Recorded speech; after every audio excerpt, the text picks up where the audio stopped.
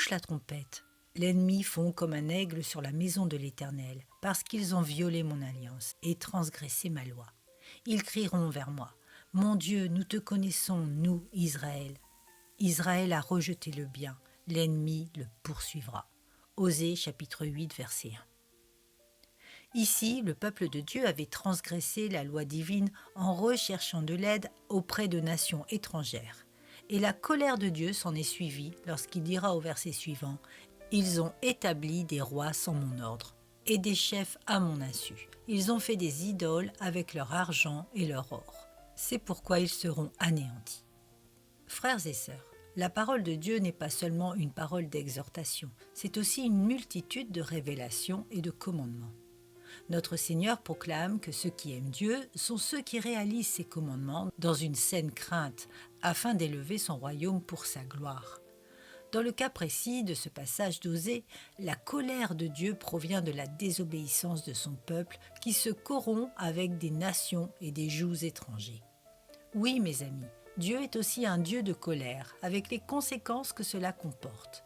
Le châtiment de Dieu pour ses enfants est bien réel, et il est inévitable lorsque nous transgressons sa parole.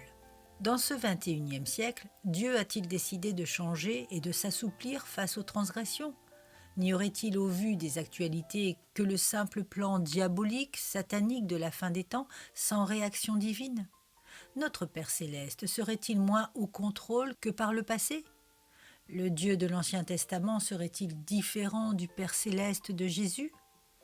Ce qui se passe actuellement sur cette terre est la conséquence de la colère de Dieu qui se manifeste dans sa gloire en protégeant d'un côté ses véritables disciples et de l'autre en endurcissant le cœur de ceux qui vont être anéantis. Ne focalisons pas sur le plan diabolique de la fin des temps, mais tournons-nous vers Dieu qui contrôle tout, afin que pendant qu'il en est encore temps, un grand nombre se repentent. L'église de Laodicée est la dernière de la liste des 7 églises de l'Apocalypse. Y aurait-il un ordre chronologique dans la description ? Posez-vous la question.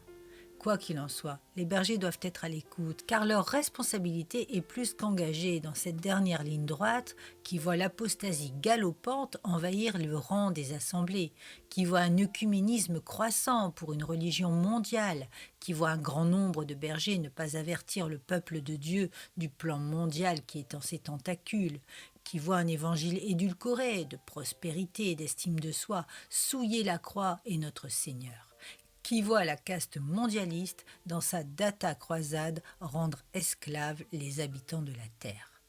Alors oui, cette parole est toujours et plus que jamais d'actualité. Ils ont établi des rois sans mon ordre et des chefs à mon insu. Ils ont fait des idoles avec leur argent et leur or. C'est pourquoi ils seront anéantis. Veillons, frères et sœurs, à ce que cette parole ne nous concerne pas.